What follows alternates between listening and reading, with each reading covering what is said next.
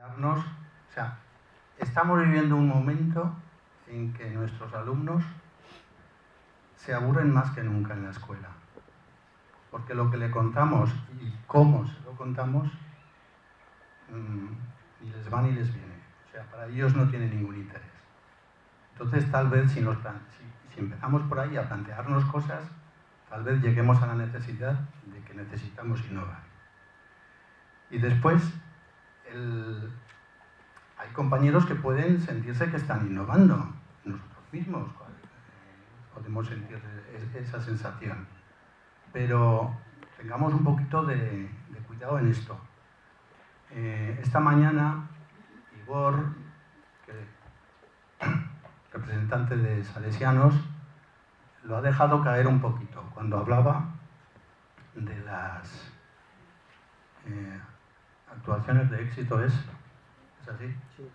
En el sentido de que son una comunidad de aprendizaje, lo ha dejado claramente dicho esta mañana, pero el representante mayor de comunidades de aprendizaje aquí en este país es Ramón Flecha, y Ramón Flecha es muy crítico con la innovación.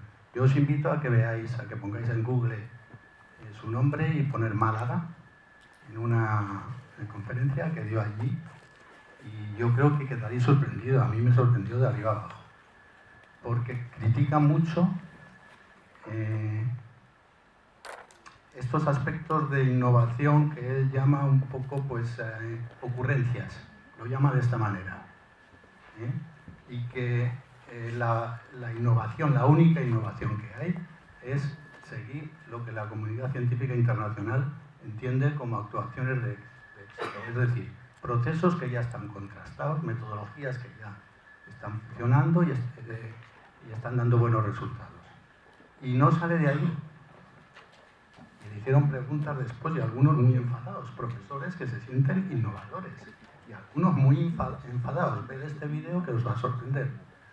Entonces, por contraponer un poquito y que nos pongamos a pensar un poquito si innovamos, si lo que realmente estamos haciendo son ocurrencias, ¿no? A lo mejor seguramente tenemos que empezar por los procesos de los dos primeros compañeros y pensar en equipo, en común, de dónde partimos, qué tenemos, hacia dónde queremos ir, y por ahí iremos un poquito bien. Muy bien. Pues vamos a pasar a la segunda pregunta, es decir, en el supuesto pues que es muy fácil saber si lo que estamos haciendo es una ocurrencia o realmente es una innovación con sentido. Es midiendo el resultado. Si lo que estamos haciendo tiene impacto, pues no será solo una ocurrencia. Si lo que estamos haciendo, aunque esté avalado por la comunidad científica y sea una best practice, en mi caso no da impacto, pues será una best practice, pero en lo que es en mi caso lo estoy aplicando mal porque no tiene impacto. Por lo tanto, tenemos una forma muy fácil, es la prueba del algodón, para saber si lo que hacemos tiene sentido. ¿Hay impacto? Si no hay impacto, lo hago de otra forma o no. En cualquier caso, cuando ya entramos en el ámbito de decir, bueno, la innovación, sabemos que dos elementos claves son el profesorado y las familias. Y hemos visto que al profesorado hay que ver de apoyarle, y hay que ver de seducirle, convencerle para que se implique. En las familias necesitamos su colaboración porque si no, poco tenemos que hacer. Alejandra, desde estos aspectos, ¿cómo crees que se puede incidir para lograr dar más apoyo al profesorado para que se sienta más empoderado para avanzar? ¿Y qué más podemos hacer para ver de implicar a las familias, de que colaboren, de que... Bueno, yo en este punto destacaría algunos aspectos. Antes, cuando comentabas el proyecto, ya decías que el espacio de las tutorías era muy relevante. Yo destacaría los diferentes momentos en los que el tutor tiene tutorías con los padres de forma individual. Ahí yo creo que, aparte de contar cómo está tu hijo, qué es lo que va haciendo, yo creo que sí que se puede hacer, y en algunos centros se está realizando, algún tipo de cuestión sobre cómo la familia está percibiendo los proyectos que se están haciendo en el centro y cuáles desde ellos se podrían realizar. Creo que se le podría dedicar un tiempo.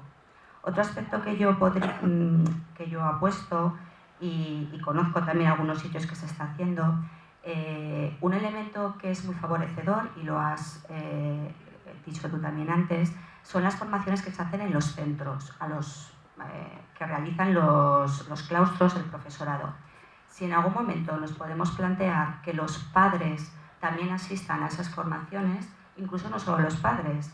Yo en una que estuve participando también estaba el personal de administración y servicio y fue muy importante, porque en muchas ocasiones la primera cara que ven los padres cuando llegan a un centro no es el equipo directivo, ni muchas veces son los docentes, es las personas de secretaría. Entonces, si pudiesen asistir, yo creo que también, aunque ya sé que estamos abordando el tema de familia, pero hago alusión a ello porque pienso que puede ser relevante. Luego, otro eje que también podríamos cuidar, y aquí además como madre lo estoy haciendo, a veces existe la figura de delegado o delegada, madre o padre, que digamos que representa lo que es el grupo de la clase. Y yo pienso que esa persona, aparte de encargarse de labores de recogida de una pequeña cantidad de dinero para compra de material, también puede ser un catalizador para aquellas inquietudes que tienen los padres respecto a proyectos que se hacen en el colegio. Y bueno, yo incidiría en esos aspectos que he comentado.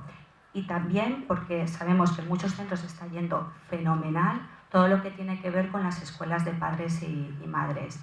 Y algo que se suele hacer en infantil, que es que los padres y madres vayan a contar cuál es su formación, o sea, cuál es su desarrollo profesional, pues también se puede recoger en todas las edades.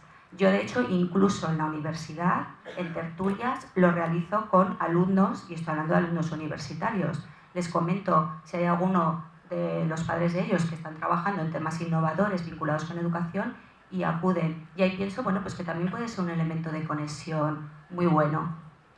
Muy bien, pues muchas gracias, Martín. Claro. Pensando en primer lugar en los docentes, antes que las familias, que era la primera parte de la pregunta, creo que lo primero que necesitan los docentes es que se confíe en nosotros. Es decir, que el propio sistema, que la administración, que las familias, los alumnos también, pero los que nos dan menos problemas de confianza, porque suelen confiar en nosotros, pero que en general la sociedad confíe mucho más en los docentes.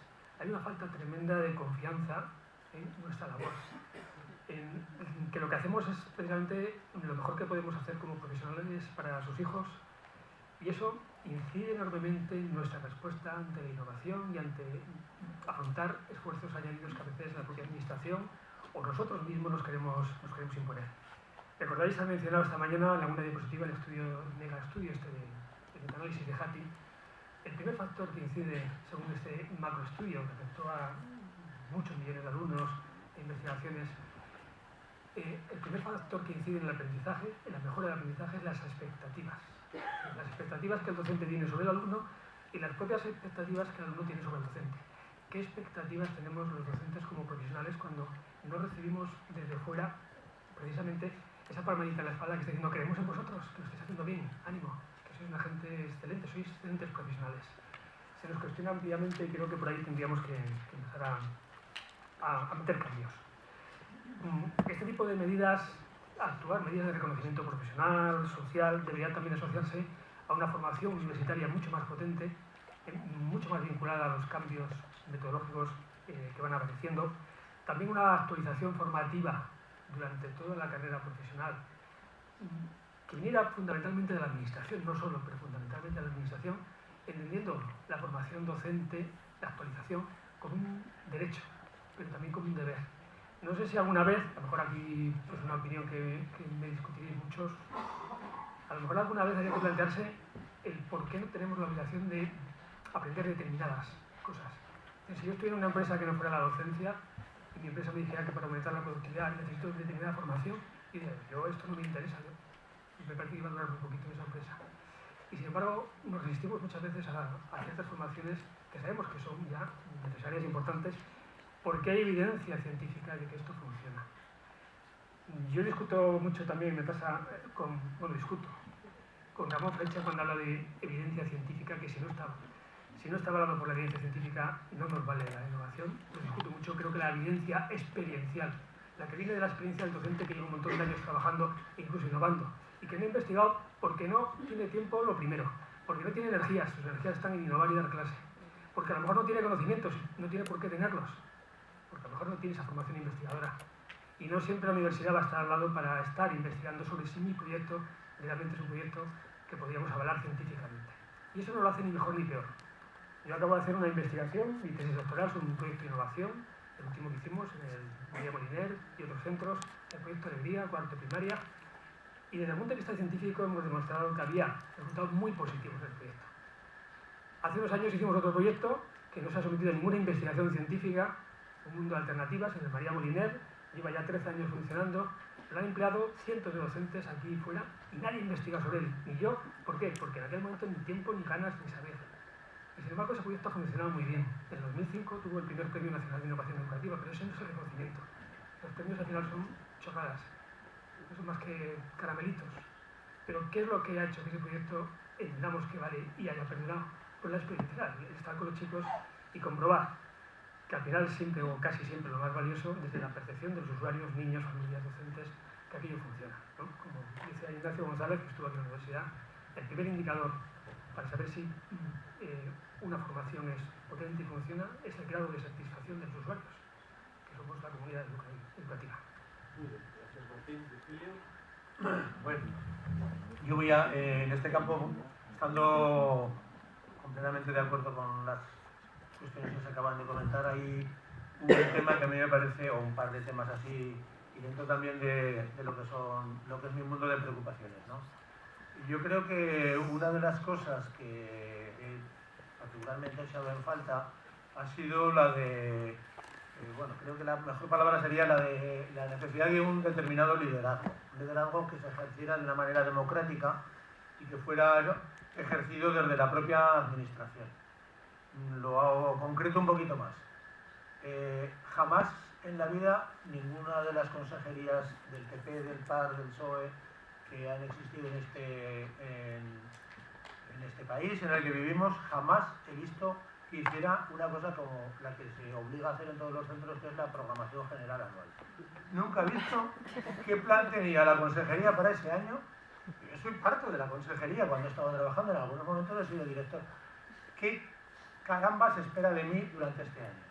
Y yo formo parte de un sistema educativo que está trabajando en Aragón, que está trabajando en una determinada comunidad, que tiene como comunidad unos determinados anhelos, unas determinadas aspiraciones, y el Departamento de Educación empieza a hacer funcionar esto y me pide que le diga cuánta gente matriculada, en qué cursos, quién va a estar en el aula 13 a las 8 de la mañana, quién va a estar en la 15, pero no me dice, oye, este año poneros las pilas porque lo que tenemos que conseguir es esto. Y en vuestro entorno, esto tenéis que decirme cómo se va a concretar y vuestra planificación tiene que responder a eso. Y al final del año yo te voy a pedir que me hagas un balance y yo voy a rendir cuentas de esta planificación que he hecho, si estaba fundamentada, si no lo estaba, si tenía sentido, si no lo tenía, y todos valoraremos y veremos el año que viene cómo se va a cambiar. Eso jamás ha pasado. Y me parece absurdo que no pase. Es decir, ¿cómo que es decir, me parece un tal contrasentido que estemos hablando de, bueno, pues a ver si innováis en este centro.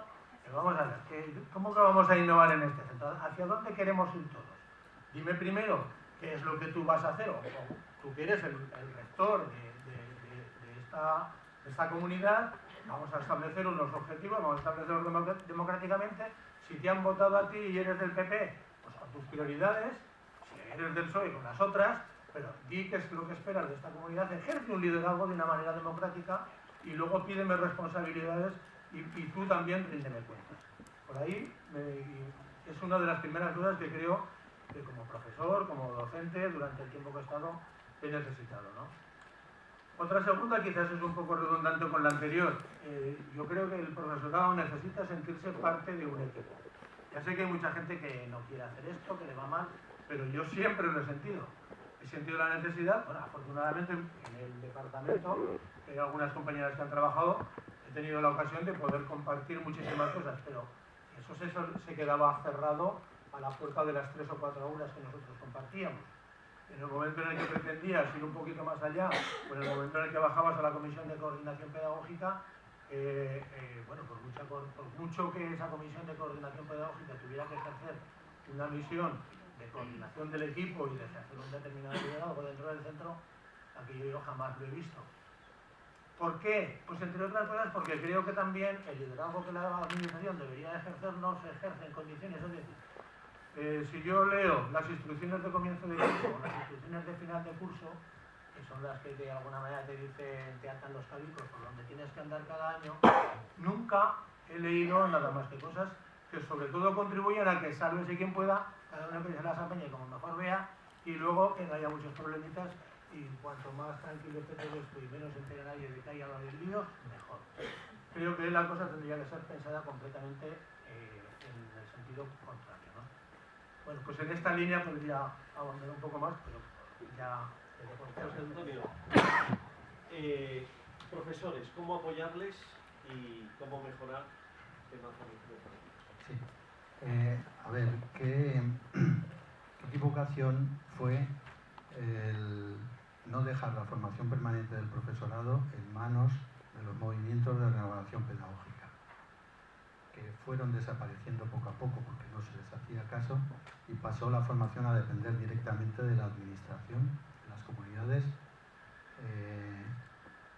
con los asesores, desde infantil hasta las TIC, pues, de todo tipo, ¿no?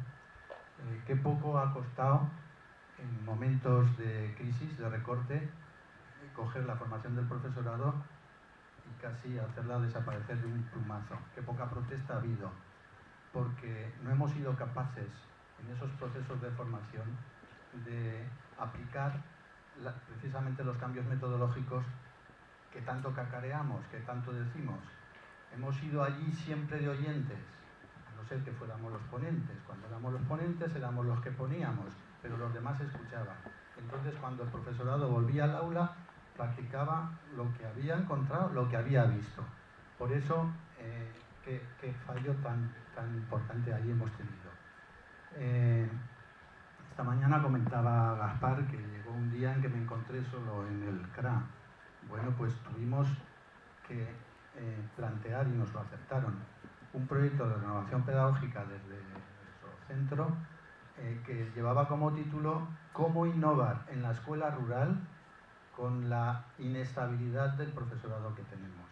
Y sacamos algunas conclusiones a lo largo del proceso del proyecto.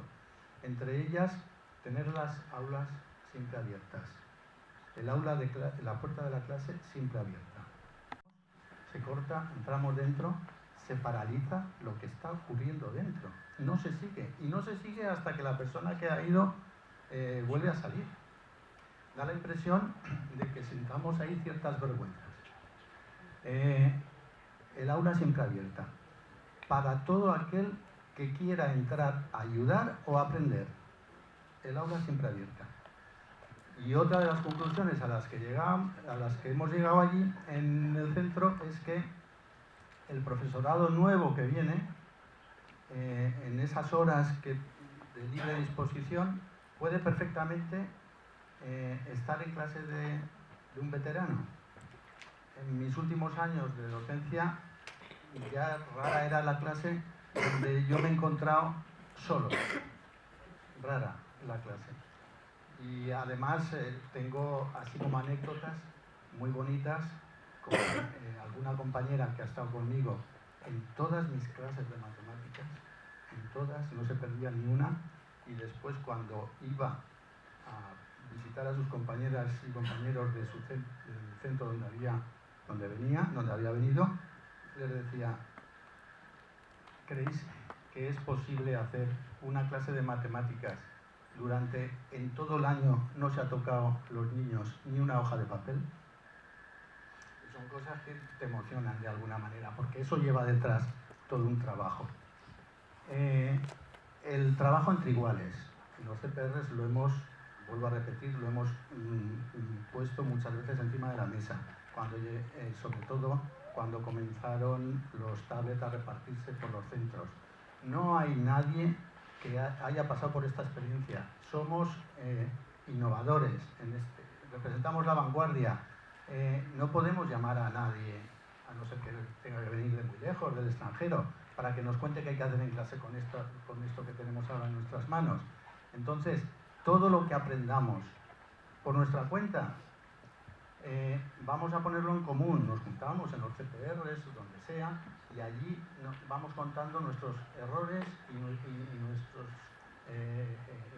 lo que nos ha salido bien, nuestros éxitos. No hemos sido capaces. Y pienso que si no tenemos claras estas formas de aprender colaborativas entre nosotros mismos, difícilmente lo vamos a poder trasladar en nuestra clase y lo vamos a poder hacer con nuestros alumnos.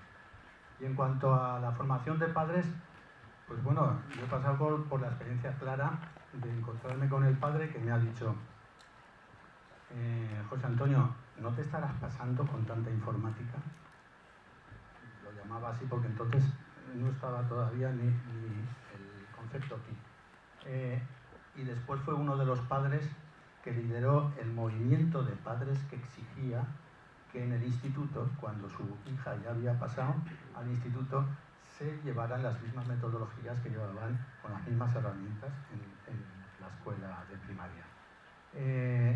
Pues fue un antes y un después esa frase que me hizo, porque desde entonces hemos hecho formación para padres, tenemos ahora funcionando, que ya os contarán las compañeras, las tertulias cada semana con los padres sobre temas de educación, y el acercamiento que se produce, el igual a igual, el tú a tú, es fundamental después a la hora de que te presentes en la clase a contar cualquier cosa. O sea, es que ya se lo saben, ya saben de qué vas, ¿no? De alguna manera, de qué vamos a hacer. Muy bien, pues ahora para terminar, y luego el tiempo que nos quede haremos turno de palabras. Vamos a ver si podemos ser breves con esta respuesta. La tercera pregunta es muy concreta, habla del impacto. Aquí ya hemos comentado qué impacto queremos. Pero el impacto es, oye, pues hacer personas pues, que tengan un desarrollo integral, equilibradas, tal. Por supuesto que les vayan bien las asignaturas, saquen buenas notas y aprendan lo que han de aprender. Y luego el aspecto satisfacción. Queremos satisfacción del alumnado, de las familias, de los profesores. Bien. Esto es lo que hemos planteado. ¿Qué más? El impacto de las innovaciones en los centros, en parte lo habéis contestado ya. En las primeras preguntas ya habéis hablado del por qué, está el impacto. Pero si acaso para redondearlo un poco más, ¿qué impactos esperamos? ¿Qué es lo que deseamos que se produzca al hacer estos cambios? Yo destacaría, en primer lugar, que es muy potente la pregunta ¿para qué? No por qué. Incluso, si me permitís, recomendaría que cuando nos ponemos a pensar en un proyecto de innovación, más que la cuestión ¿por qué?, nos hagamos la de ¿para qué? Porque eso nos va a ayudar a mirar más hacia el futuro, no indagar tanto en el pasado, que ya he dicho antes que es importante, no obstante, a tirar hacia ese futuro. Bueno, pues yo lo resumo en entusiasmar. Yo creo que si proyectamos la innovación, entusiasmamos. Esto nos lo está diciendo la neurociencia, somos neuronas en espejo y podemos contagiar mucho con nuestra mirada, con nuestra sonrisa, con nuestro hacer innovador.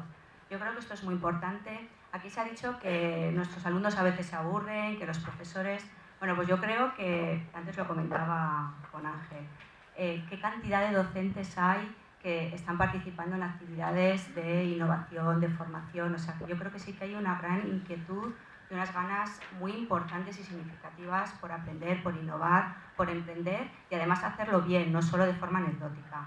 ¿Para qué innovamos? Pues ahí, si os lo preguntásemos a vosotros, podíamos discernir entre motivaciones intrínsecas y extrínsecas. Esto normalmente suele ser la distinción habitual. ¿Qué es mejor, lo intrínseco o lo extrínseco? Bueno, pues a veces es la simbiosis. Muchas veces puede partir de nosotros, del hecho de que innovamos por miles de razones, de inquietudes que tenemos como personas y como equipo, y a veces porque nos lo impone la OCDE, aspectos europeos, el centro, la administración, etc. Si somos capaces de crear esa sinergia entre un aspecto y otro, yo creo que va a ser nuestro éxito, va a ser nuestro triunfo. Y luego yo aquí, por último, ya diría dos aspectos. Importante que, independientemente de que hagamos una innovación tecnológica, etcétera, y lo ha dicho antes Martín, cuidemos la educación del ser, la educación de crear personas competentes, como dice Delors, y como se ha dicho en el último revista Forum, seamos personas competentes en saber hacer, saber ser y saber estar. Para mí es que eso es básico y esencial en cualquier innovación que hagamos. Y sí que para finalizar voy a permitirme decir que creo que es muy, muy importante la sinergia entre la educación universitaria y no universitaria. Y yo pertenezco a la universidad, si bien a mí me encantaría los centros, participar, aprender de ellos, y creo que no lo perdamos. Igual que cuidemos la educación formal, no formal e informal, de verdad, mimemos ese aspecto y nos vamos a entusiasmar con la mirada. El para qué, vale. Creo que innovamos, al igual que ejercemos la docencia, para cumplir las finalidades de la educación, que no pasan básicamente por otro sitio que lo que se planteaba ya un principio por Pera, que es que los alumnos aprendan mejor. Innovamos para mejorar los procesos de aprendizaje, pero no dejan de ser una consecuencia de los procesos de enseñanza y por tanto innovamos también para mejorar nuestras propias competencias docentes. Tendemos a ver al profesor como un enseñante, cuando el profesor es sobre todo un aprendiz. Aprendemos continuamente enseñando a los alumnos, el que enseña aprende 2 veces, y ya se ha planteado hoy desde los enfoques de metodología cooperativa que precisamente la forma más potente de aprender es cuando un alumno enseña a otro alumno, cuando aprendemos entre iguales, o en definitiva cuando alguien enseña a otro, es el más beneficiado.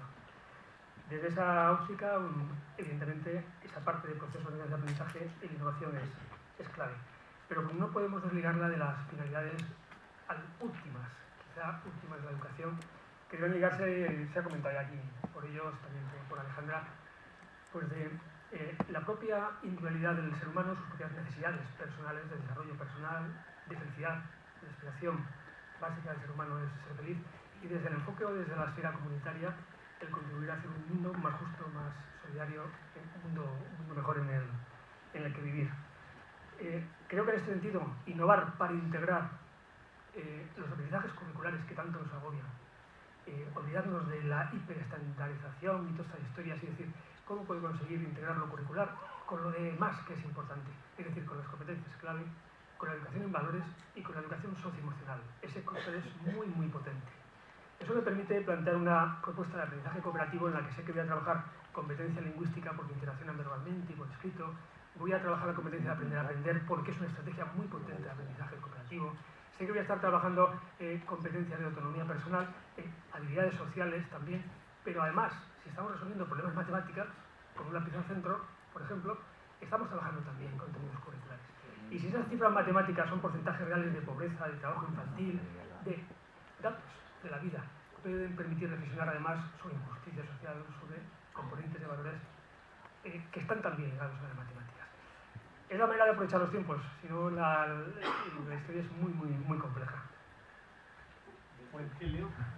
Bueno, pues yo, dándole vueltas, no se me ocurrían muchas cosas nuevas que decir, porque, bueno, después de estar en la sesión de esta mañana, pero sí que hay un tema que me parece que es importante tener en cuenta, que no obedece tanto a qué conseguir, sino a qué no conseguir, o cómo prevenirnos para que no pase determinadas cosas. Recientemente en el equipo de Educatribu hemos estado manejando un artículo que se ha publicado en Cataluña que comenta un informe del Síndic de Greuges, que no sé si lo he dicho muy bien, pero bueno, viene a ser el Justicia, el defensor del pueblo catalán, que alerta de la incipiente creación de una tercera red de centros, que es la red de centros innovadores.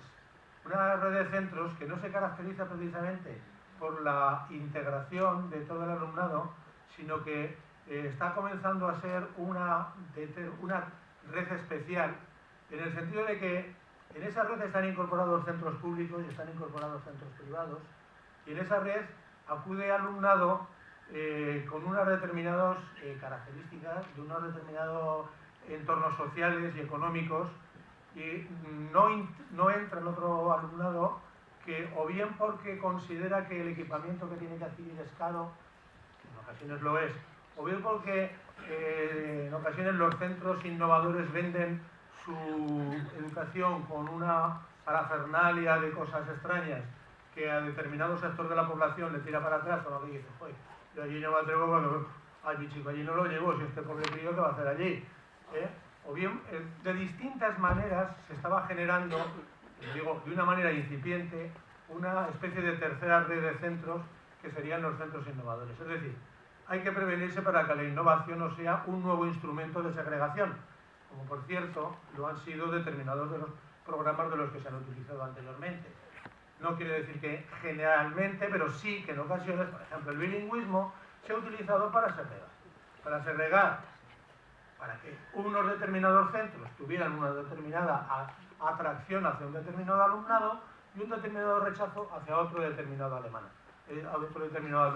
Si yo oferto alemán, no espero que se matriculen precisamente los chicos ecuatorianos que hay en el barrio para ir a aprender alemán, o y mucho menos los argelinos, ¿no? Si a niveles de centros estamos creando con la innovación una nueva forma de segregación, lo estamos haciendo fatal desde mi punto de vista. Dentro del centro, estamos hablando de una red a nivel de centro general, pero esa segregación también se produce dentro de los centros. Es decir, el alumnado que es sujeto de determinados programas es uno, y el alumnado que es sujeto de determinados programas dentro del mismo centro es otro. Y hay determinados alumnados desde el punto de vista de las expectativas, a las que ya de entrada se les crean unas expectativas para que vayan a un sitio y no vayan al otro. Desde ese punto de vista, la segregación que se puede ejercer con este tipo de programas me parece peligrosísima. Y otro tercer tipo de segregación que también se puede hacer es el de generar una especie de profesorados especialmente innovadores, es decir, personas que van en los centros y dan sopas con onda a cualquiera que se les pone por delante y generan una especie de rechazo entre la propia comunidad de sus compañeros. Es decir, si vamos a ser innovadores, hagámoslo de tal manera que seamos gente normal, no hagamos cosas muy raras ni vayamos de raritos, porque entonces también la estamos pifiando por todo el mundo. Gracias. Un análisis completo, ¿eh? Adelante, José Antonio.